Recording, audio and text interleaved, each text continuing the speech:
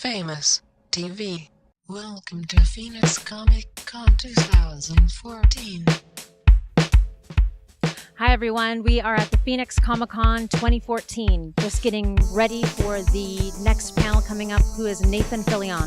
So stay tuned. Famous TV. Nicely done. This morning I woke up. I stepped outside. The heat hit me. It hit me so hard, I could no longer see. I was Phoenician blind. Yeah! I just wrote that back there. Don't worry, folks, the jokes get worse from here.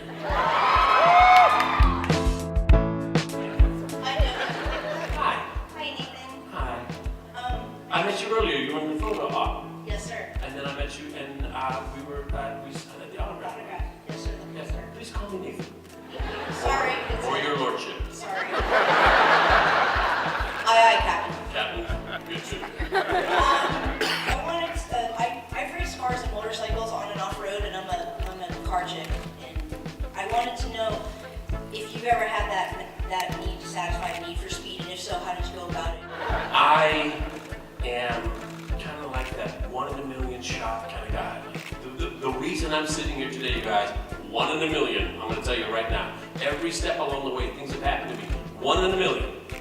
So when it comes to stuff like racing a car or driving really fast on a motorcycle, I don't know. It was a 1 in a million thing.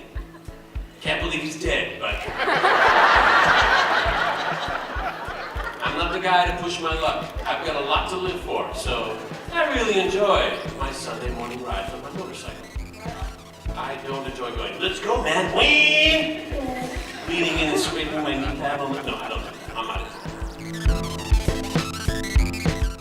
Altitude constantly aged episodes. We have this flask of musk, some kind of musk that attracts them when we're out there. We're supposed to get them, and Jane is parked around doing something stupid.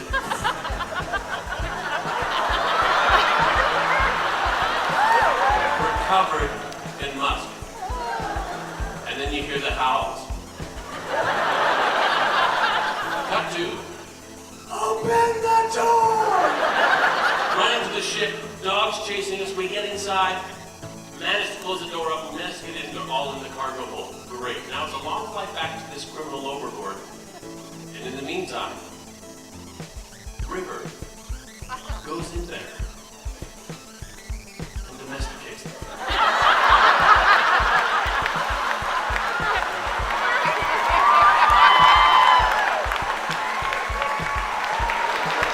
What was your name, sweetie?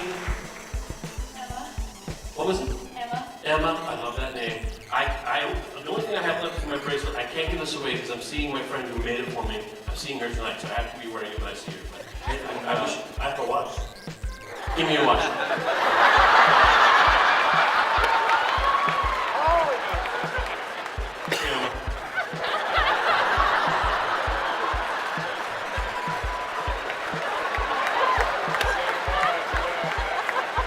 Thank you.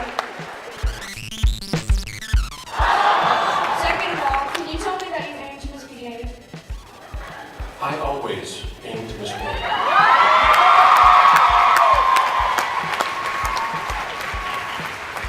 And you? Me also. Third of all, do you think after Firefly was canceled that Whoa, wait, what? this stolen What did you hear? from us? There you go, listen. Do you think that the movie Serenity gave us enough closure to the fans that were all disappointed?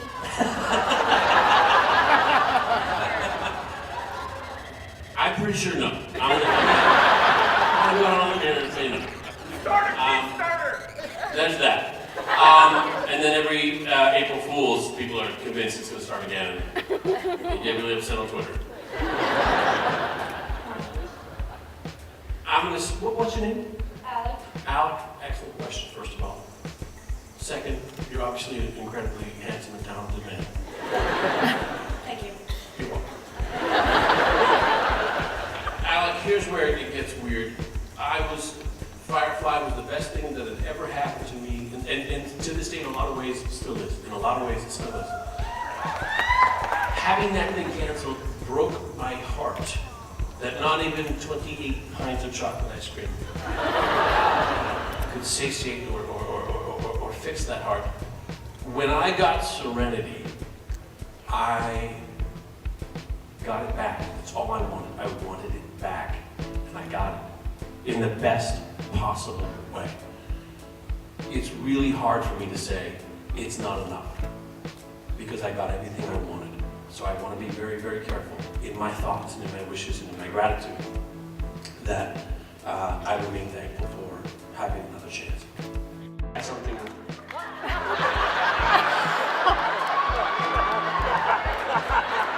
going to have my watch.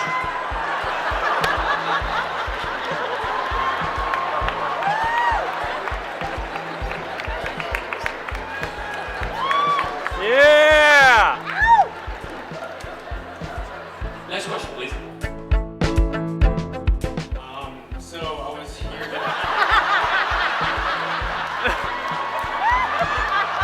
That's hilarious! Yeah! That's hilarious! Oh my god. I'm good. Thank you very much. We're all set. Thank you so much. You're very sweet. We're all set. Thank you. Sir, your name is? I'm Michael. Michael, nice to meet you. So I was here to see Mark Shepard the other day. He told me how you used to give him sandwiches on the set whenever, and that you were like the nicest guy on the planet to him. So I was wondering, what's the nicest thing someone's ever done to you on the set? Excellent question. Being a guest on someone's show or on a set, that's what you start doing. It's very rare that you go, yeah, sure, knock it out. You schlep along and you take little tiny parts along the way. Being a guest on someone's show is much like being a guest in their house. If you went to someone's house and they never spoke to you, and you didn't know where the bathroom was, and you were hungry, but you're not going to go into someone else's fridge, it's an awkward time. I've been on shows where you're a little more than a speed bump, where they barely slow down when you're there. I've been on shows where they say, hey, come on outside, we're going to go for a smoke. I don't smoke, but you talk. Come chat. We're all going to this place for lunch. Please join us. Places where they make an effort to make sure you're comfortable. You're either pinching that baby, or not pinching hard enough. I'm just kidding. I love babies. Okay, good. Probably upset about Firefly being canceled. When someone treats you well, and you're relaxed and you're comfortable, all you have to worry about at that point is your job. I just want to do a good job. When they're not treating you well, all you can think about is, when do I go home? Please get me out of here. This is the worst. So, the thing I appreciate most is kindness, courtesy, consideration, respect, which I think we all deserve. Put around the watch.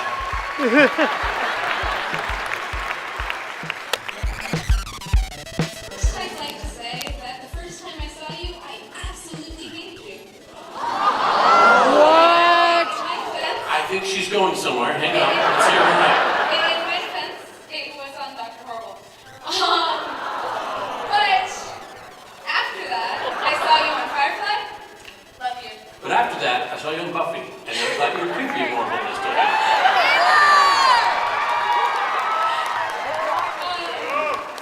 My question Yes. is, my family and I were waiting outside in line, and we thought it would be funny if we saw a famous person waiting in line for a famous person.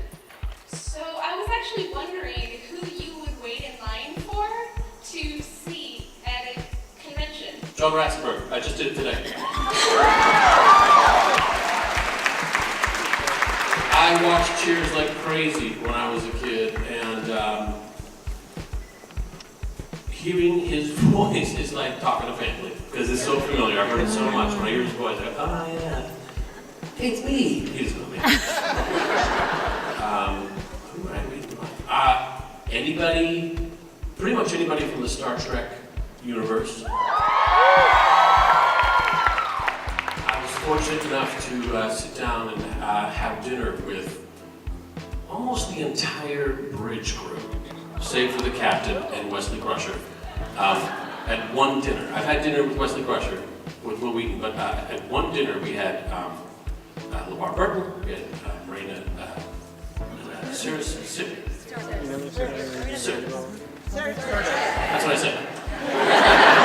Jonathan Frakes, Brent Spiner, Michael Dorn, everybody was there. Oh, I'm ready to talk.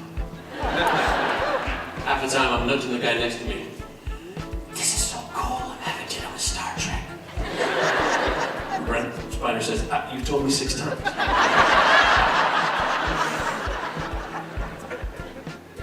One of the best parts, one of my favorite things, this is my favorite thing, by the way, to do at cons, is the panel. See where you guys are at, and when you laugh at my crappy jokes. Yeah. Perfect.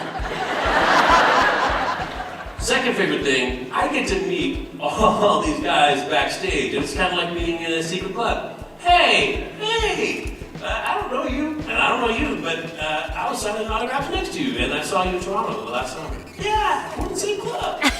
It's great. It's a lot of fun. Pretty much anybody.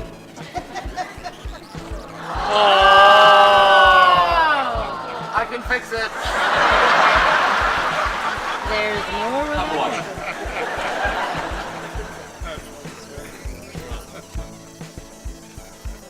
Good job. Hi. No, hi to you. Yes, oh my gosh.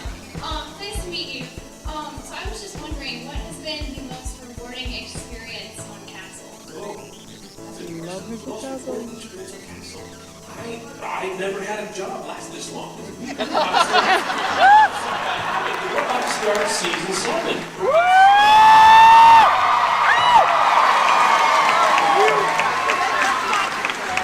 I work with a lot of talented and amazing people. So many of whom, guys, I can't stress this enough. So many of whom you never see because they're never on TV. A huge group of really incredibly hardworking people who are incredibly talented, who love their jobs, and who are a pleasure to be around. I'm going to remind you of an episode. I don't know which one it was Castle. There's been a lot, and I'm an old man, so I was in the interrogation room. It's Beckett, it's Castle, and we're talking to some kind of rapper guy who wants to, he goes, I'm so glad I'm being arrested because I've been ups my street cred. You know what I'm talking about? Yep. He says, am I going to get my mugshot taken now? Because I brought my lighting guy. I said, guys, we have nothing but lighting guys here. Let's get the creepiest looking one and put him outside the window. So we did.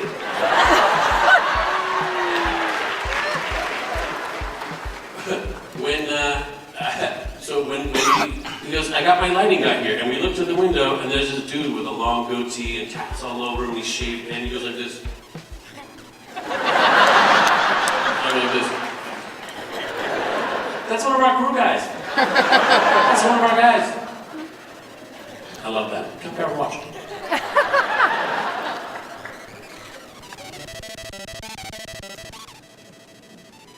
Thank you, Angel. Hi, And you are? Kayla. Kayla? Someone's standing behind you. Don't look. I just wanted to know, since it's probably really silly to ask who your favorite character you've ever played is, I wanted to know what was your favorite part about playing Captain Mal?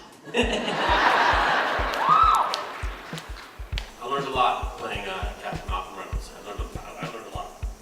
I learned lots and lots.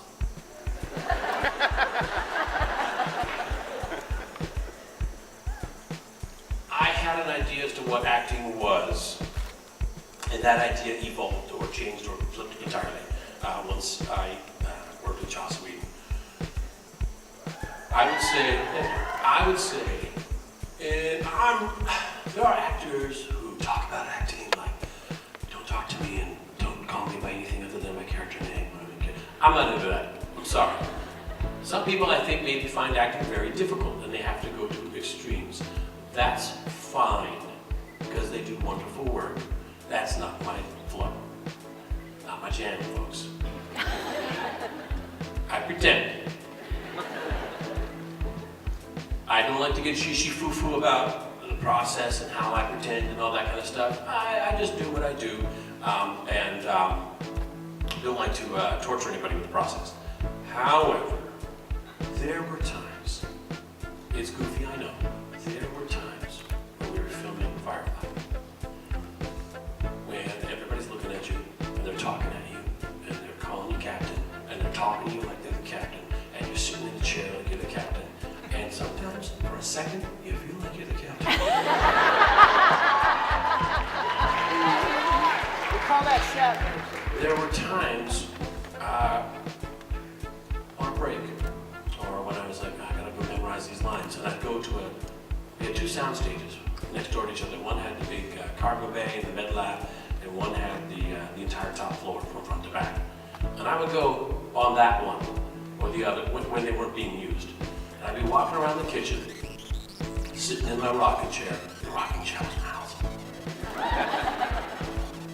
Doing my lines, walking around, putting my lines in my pocket, doing them out of my head, trying to get into that headspace, doing the actor shishi-foo-foo stuff, and for suspended moments, you look around and that place felt like home. It felt like you belonged there, and you felt like the captain of a spaceship. Those were pretty cool times.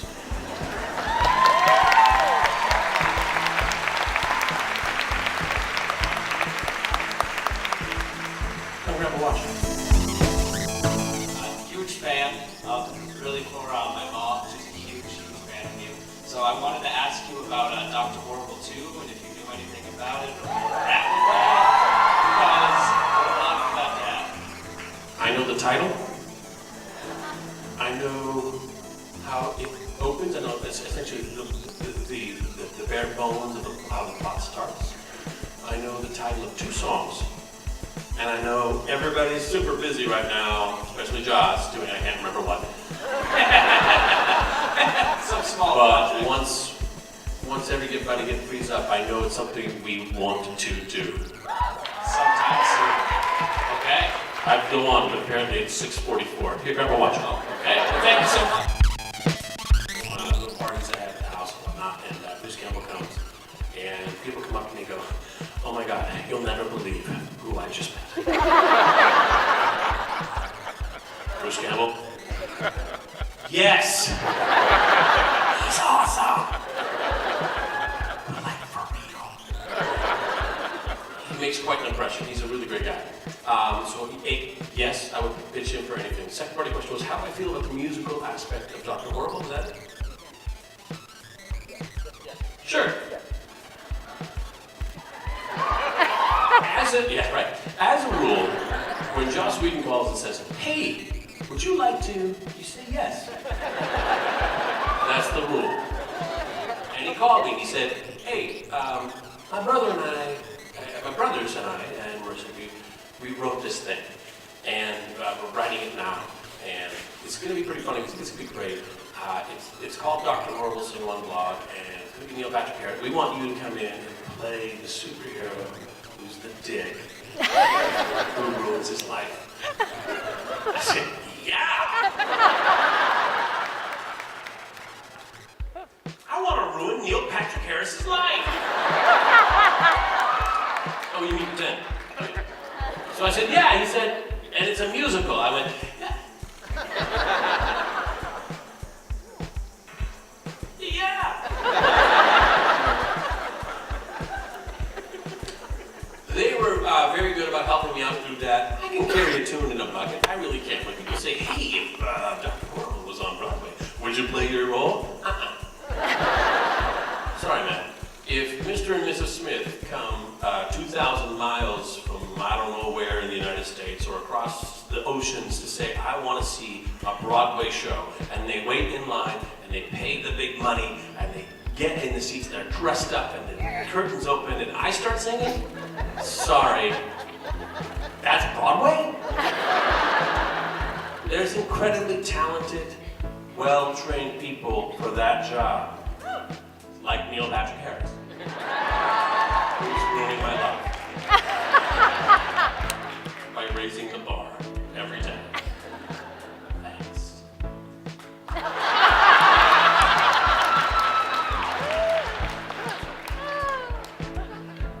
But, try to stop me from doing Dr. Horrible 2. Gotta watch my... Just put pressure on that. Elevate it. She'll be fine. Put something under her head while she does it. Good, can I be, you don't ask it of your plumber. I don't think you should ask it of me. And if I kiss one person, I gotta kiss everybody. Well, why don't I give you a watch? That's hilarious. Oh my god. Your other question was, is there going to be a musical on Castle? Although it may appear sometimes, and rightly so, that I am in charge of Castle. I get it. I'm the title character, my face is all up in there. I'm super awesome in a lot of different ways. Not in control. And don't even know what's going to happen next season. Musical episode? Probably not, but I don't know. They didn't have any give. If there's something I've got in spades, ladies and gentlemen, it is boot time.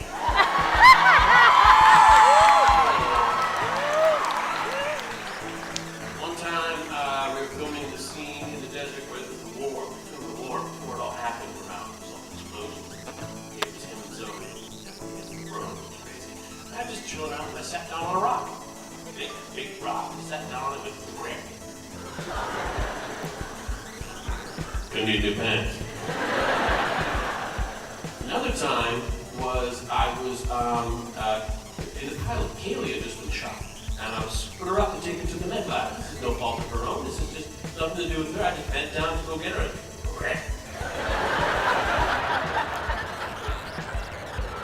She's all like, "They're supposed to pick me up." No, I got it. I'm gonna need new pants. And one time, I was just standing there doing nothing. Don't even know what to say about that. Come grab a watch. Hi. Hi Nathan, my name is Stephanie. You're actually the first celebrity I've ever met. How am I doing? Awesome! I'm like really thankful right now, so I'm trying to remain calm. But I love you on Castle. My mom loves you on Castle. She couldn't be here because money issues, but she says she loves you. And my question is for you about the relationship between you and Beckett. What is your favorite casting moment from any of the seasons? Any of them?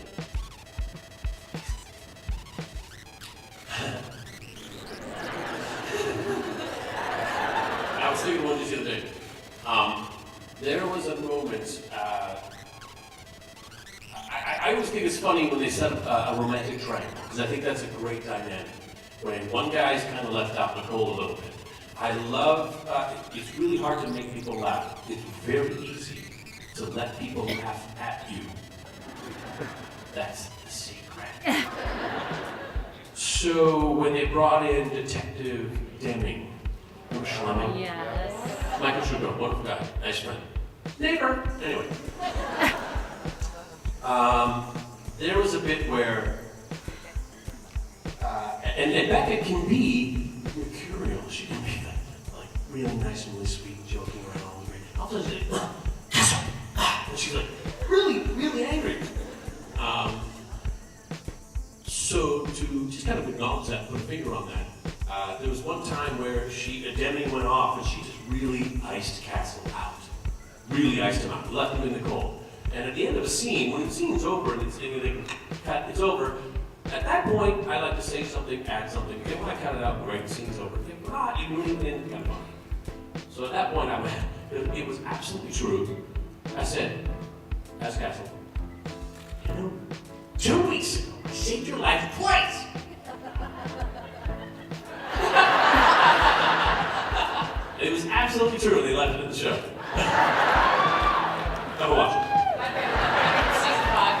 You got a favorite? What was it?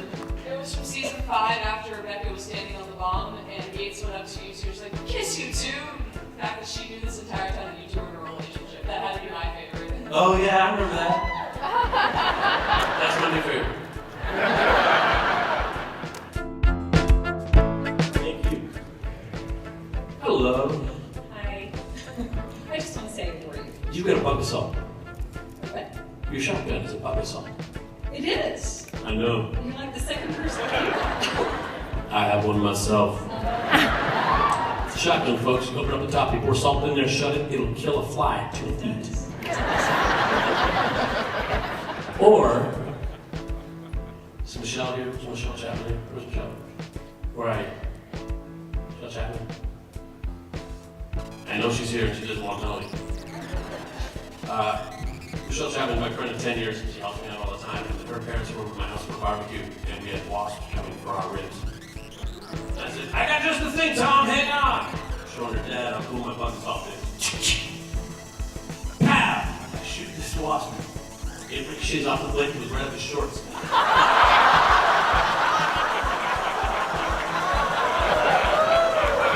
That's right. They like you now.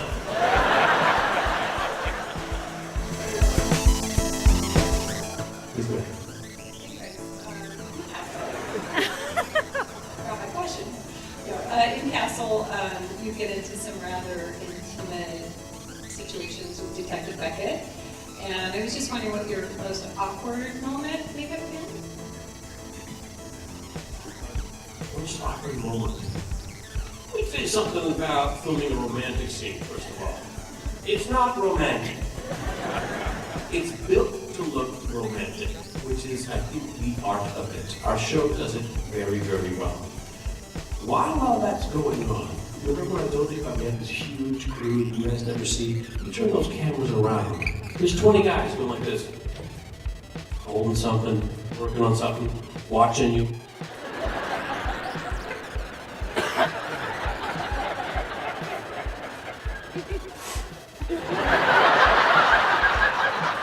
Just waiting for you to get it done. That's awkward. You're in your skivvies, bouncing on a bed with some lady. Weird. That's awkward. Come here, watch.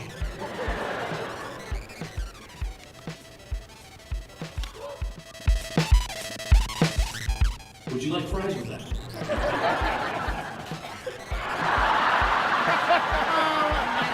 Stop it right now. Big fan, talking about outfit, I have a big man crush on you. Bromance. We know that Sing Along Blog is coming out hopefully soon. How do you prepare for the first one when it came out, and do you sing in the shower? Talking about Dr. Bro? Yes. When I'm around, even here with you guys, you remember what I said about it's hard to make people laugh, it's easy to make people laugh, let people laugh at you. I pretend to be incredibly vain for gas.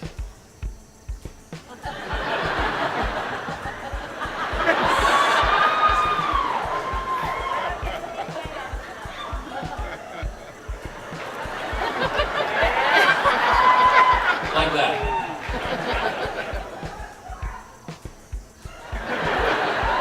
That's fair. When I would do, for example, when we go the Joss, we would have Shakespeare brunches. We would have everybody come over, have brunch, assign everybody a park, we'd sit in the backyard in this gorgeous little garden and eat a play. Fantastic time. A lot of time. Good time. He said, one day we should film one of these, and we did. I would arrive at that brunch with, I had just been awarded, at this particular time, I'd just been awarded the Saturn Award for being the man of tomorrow. Here's the catch, tomorrow never comes.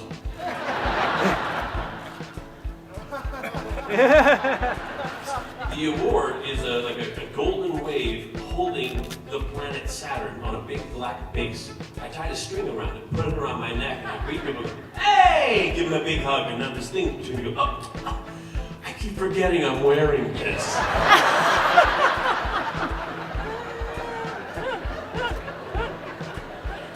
That was the basis of Captain Hammer. Super into himself, super stupid. Doesn't know how stupid he is. Zach Whedon, I think, wrote a fantastic line, not in the show, it was in one of the comics that came out later, Dr. Horrible comic, where Dr. Horrible was running away after, I don't know, messing with some parking meters, he was diabolical.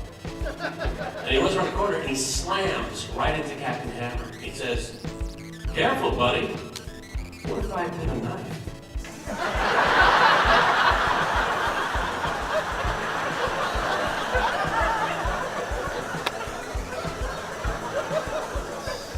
That's exactly the kind of stupid to prepare yourself for Captain Hammer.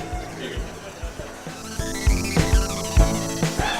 So if you were to be offered an infomercial that you had to harm one specific product, what would you do? Excellent question. I'm totally and completely into free power. Solar, wind, I'm into it, guys. I'm into it. They're coming out with a solar panel that looks like a Christmas tree with a bunch of little solar cones on it, and they all rotate. Because a solar panel has to be heat resistant. That's why they're so expensive. But if you rotate them, one side's always cooling. So it's cheaper. You get these Christmas tree cones of solar power. They've got a wind machine that looks like a jellyfish. It's like a dome with like blades on the bottom. It's about 3 feet high. You take it to your roof, you just screw it, you put it on your roof, and you plug it into an outlet on your house. You got wind power. That easy. That's the kind of stuff I like. Has anyone seen this video for solar freaking roadways? Yeah! I have seen the future, and it is solar freaking roadways. Panels in our streets with sensors that can know if someone's crossing the street ahead of you with lights, so it lights up, it says careful, there's an animal, there's a kid, there's a pedestrian. Parking lots that can change their lines. Because that's awesome. Heaters in them, so you never have to worry about snowplows anymore.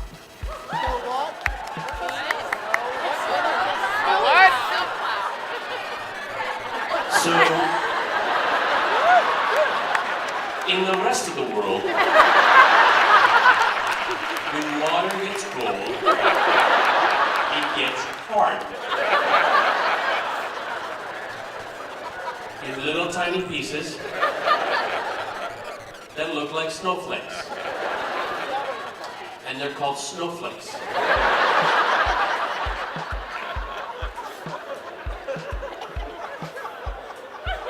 I watched a very interesting little video that said if a 15% efficient solar panel was put onto every roadway in the United States of America, we would be the power brokers for the entire planet. And it's free! Yeah! That excites me. I didn't hear a word of that, and I don't like your negativity.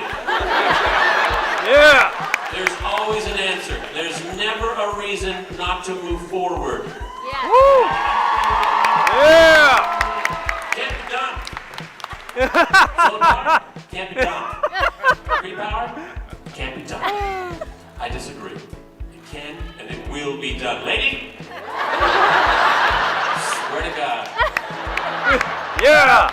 Don't get in your SUV without your, what you call that, catalytic converter and drive in circles. I will no longer buy motor cars. Only electric. Only buying electric. Yeah! My next car is going to be electric. Driving an electric car now. Love it. Have a great time. Does that answer your question? Come grab a watch.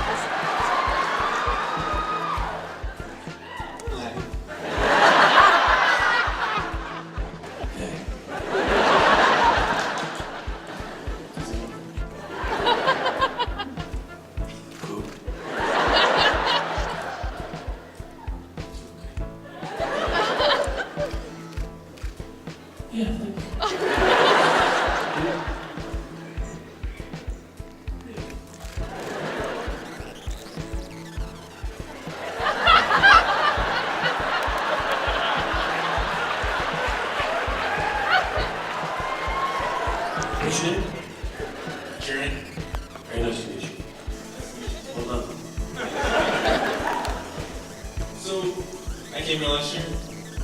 Saw Drew State. And she said that you like to make your own costumes. I do. What has been your favorite costume to make? My favorite costume to make was the Grim Reaper. I was wearing dry roller stilts. Oh. So it's stilts that you don't have to learn how to use. Just like really tall shoes. And when I was living in New York, this is how long I started. I work every year I made it better. They were trimming the elm trees outside my apartment. And in the street they left big bundles of elm tree branches. I said, I can make something out of that.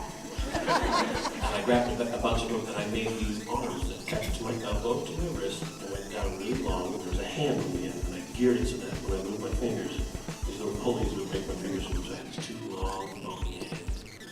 I made this big shoulder pad out of a foamy mattress. I had a skull mask with eyes that lit up with the wire that ran down when I go back into my finger. And a gnarled spine came off the back of the costume and it looked like an arm. And let me tell you something. When a 9-foot-tall, red-eyed Grim Reaper with an 8-foot reach comes hauling ass down the sidewalk,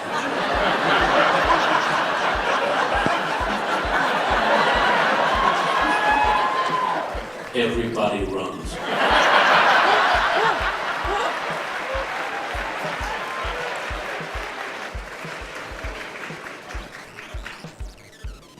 This is my last watch. Shut up. And I want you to have it.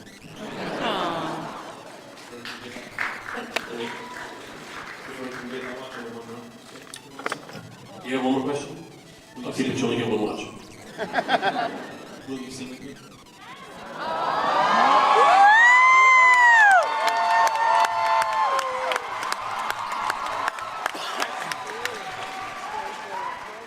You go first. All that matters, taking matters into your own hands.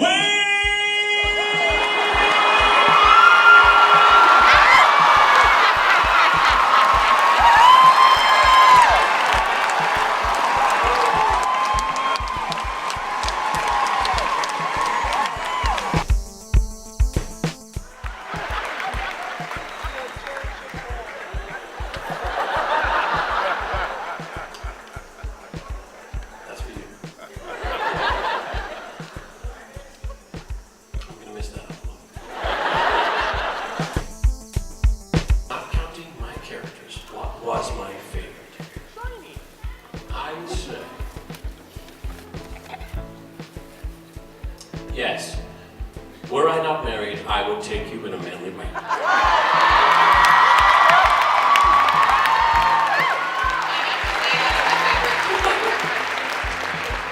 What's yours? That one's my favorite. That's the one.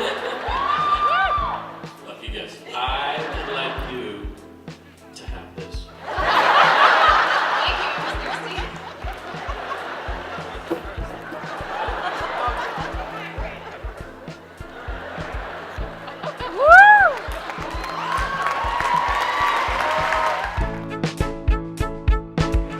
This is a lot of fun, you guys. I'm going to tell you right now. Just take stock for a moment. Evaluate. This is fun, right?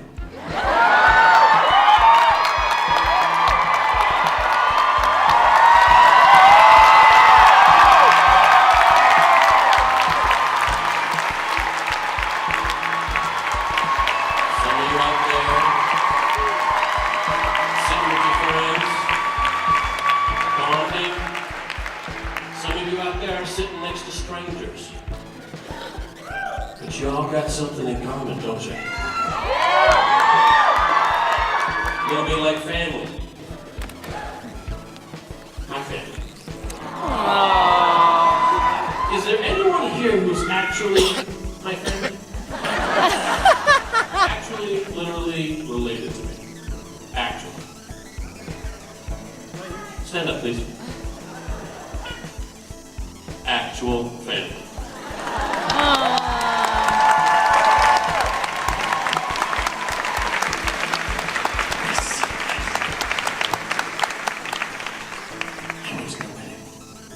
for joining the show. Thanks. Are you thirsty? You got a lot there. I drink backstage, so Okay. yeah, appreciate it. Do you want to answer another question or two? How much time we got left? We have 5 minutes and 36 seconds left, so time for another couple of Perfect. If you were in Dallas or have watched that panel online, forgive me for this story. I want Alan Tudyk Yes. to come guest on Castle. The story is another writer-cop duo doing the exact same thing Castle and Beckett are doing, just a cheaper version. And Alan's the writer, and he's English, and he's really, really pompous and abrasive, and looks down on everyone. And when it really comes down to it, and there's guns, and there's people should think they're actually dangerous, he's actually not English at all, he's from Des Moines! And you can't believe this is happening, he just wanted to make a buck!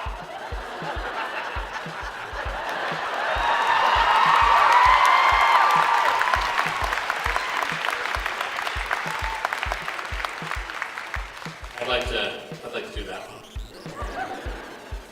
You thirsty? Sure.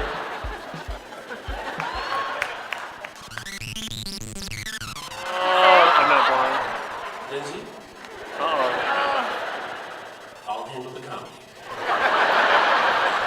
You just sit there and look good.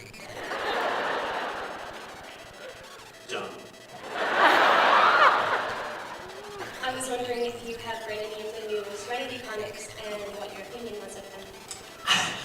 I haven't, and I keep going past Comic Smash on Ventura Boulevard and go, oh, I gotta get those comics. I gotta see how it unfolds and pans out. And please, no spoilers. I've made it this far. No spoilers. I know at any point in time somebody would say, hey, in the comic, when this is my fault.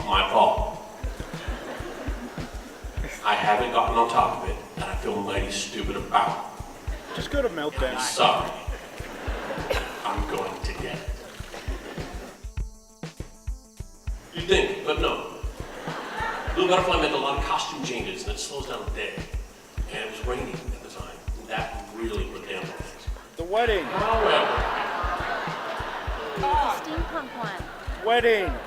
don't guess for me, hang on. Themed episode. I would say and for a lot of reasons, the con episode, we had a sci-fi convention.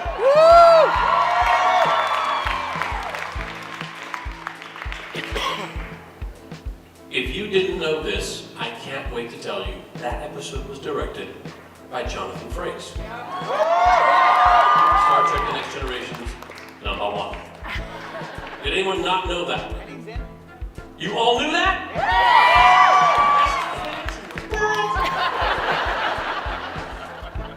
And you're all mine.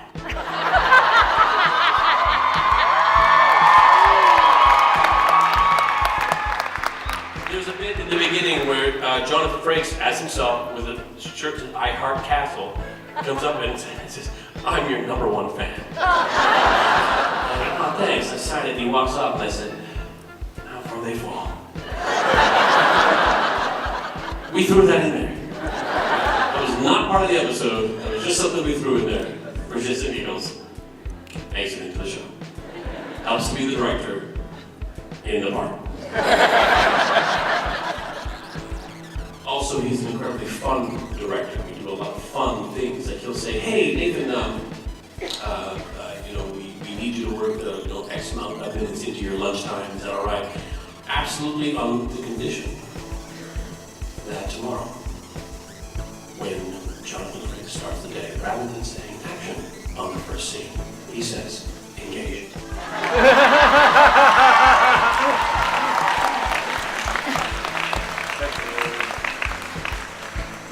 We all laughed, it was great. The following day, he remembered.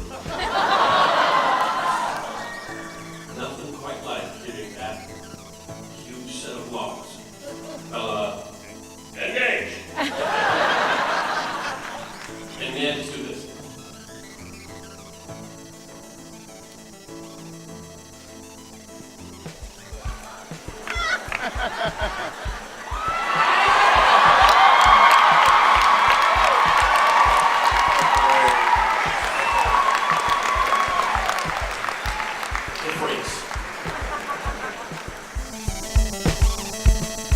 shit. Okay. You guys, that is my favorite part of any convention because I get to look at you in the eyes, in the faces, and I can see your faces. And I can hear your cheers, and I can hear you clapping. And I feel like we're on the same page in a lot of ways. I'm a fan like you. Say it again.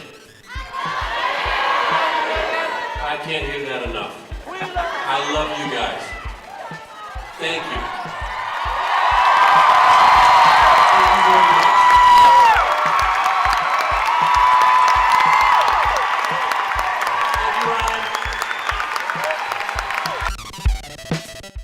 Please subscribe to Famous TV YouTube page only on Famous TV. Like, share,